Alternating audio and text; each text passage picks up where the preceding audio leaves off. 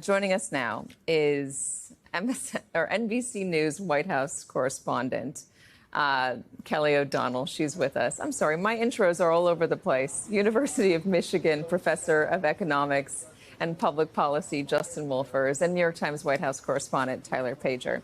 All right, thanks for bearing with me, folks. Talk to me, Kelly, about the president's reaction to Elon Musk's tweets. It's got a middle school quality to it that's happening here. We're talking about two billionaires, two incredibly powerful people, and it is a spat for the ages. And it's only getting worse, and it's picking up steam. And who could have predicted, really?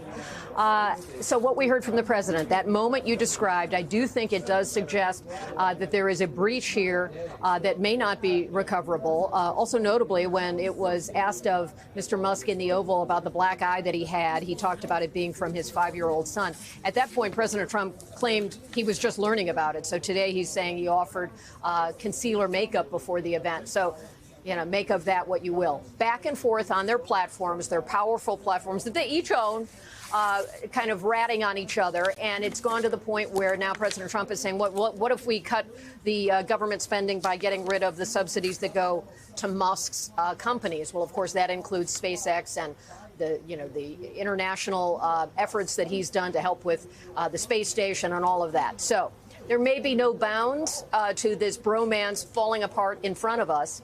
And it really comes down to where are the centers of power? Clearly, the sitting president, who has enormous influence over the Republican Party, has a lot of sway, is intent on getting his piece of legislation, which includes a lot of his priorities, passed through the Senate and then back to the House and resolved and signed into law. Musk is now a free agent, it appears, no longer the special government employee. The president says he got rid of him. That was very different than what we saw in the Oval Office. The evolving sort of assessment of where the relationship went wrong from the White House is happening in real time. And Musk retains his immense wealth and his interest in politics, and we'll see where he chooses to play. He recently, after the Wisconsin Supreme Court efforts where he put in a lot of money and didn't get his result, said he would back away from politics and focus on his businesses.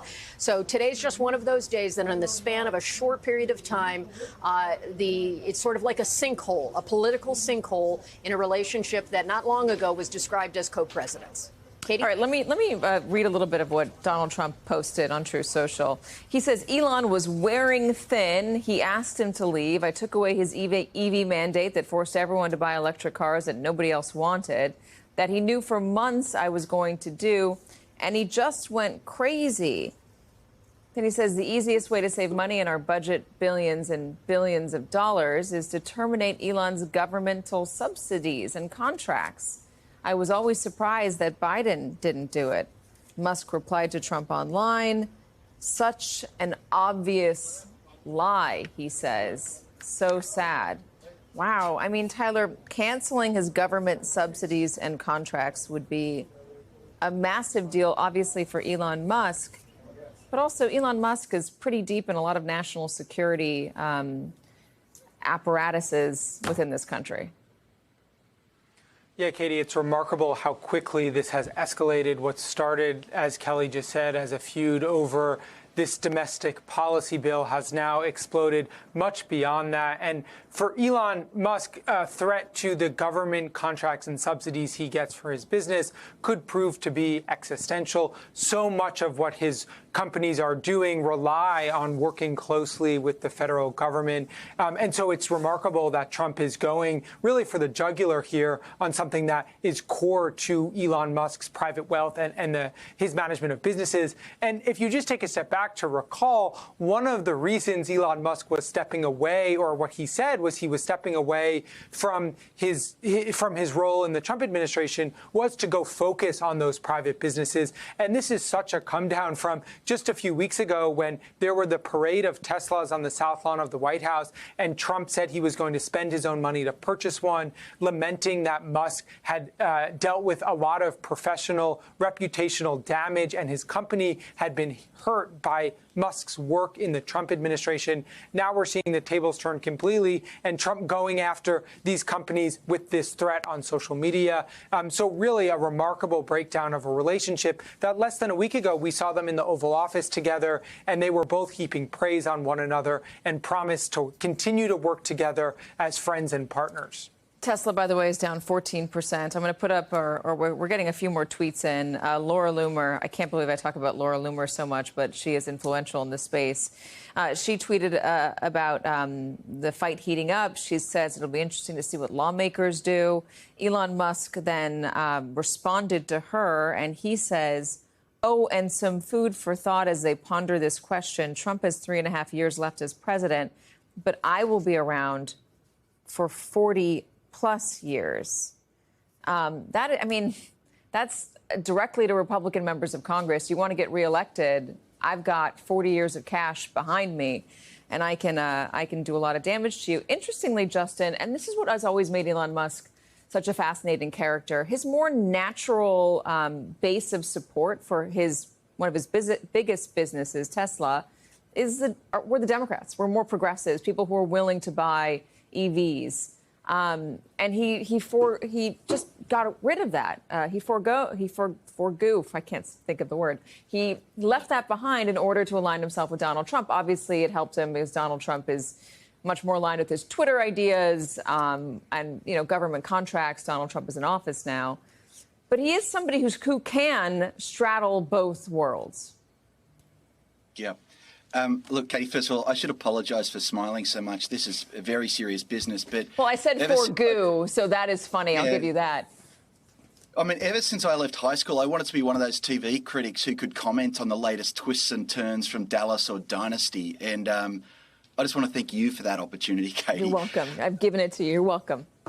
I want to just make a point here.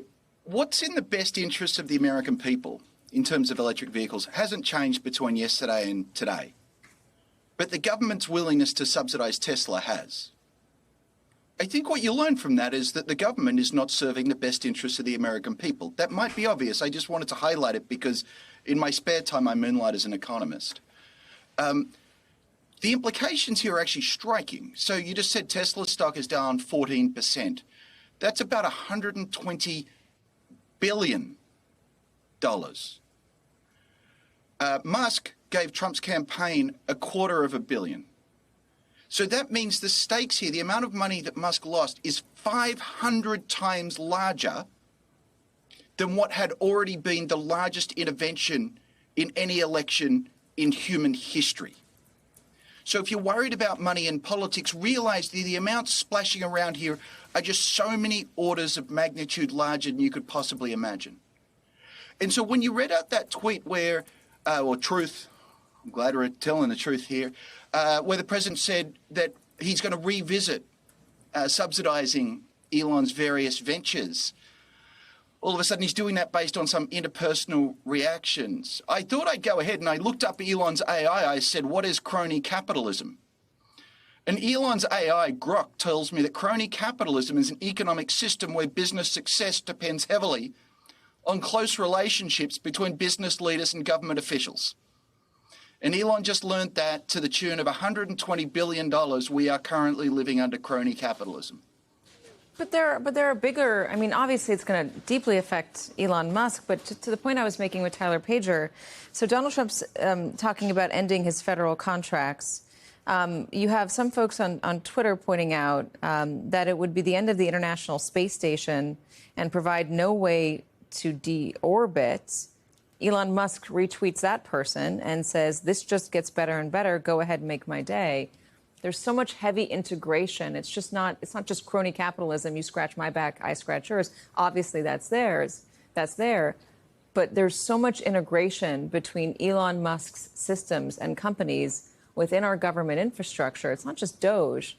When you're talking about space, Elon has a big contract with NASA, and NASA relies very heavily on SpaceX in order to do the work that it once had done alone, Kelly. Well, that's exactly the issue. Is the president going to engage in policy decisions based on personal relationships or frayed personal relationships?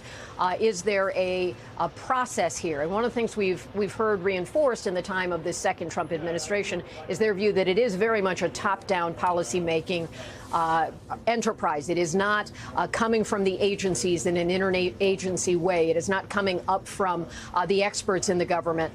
So it is Musk's contracts appear to be legitimately at risk when you consider that's the leadership vision the president talks about.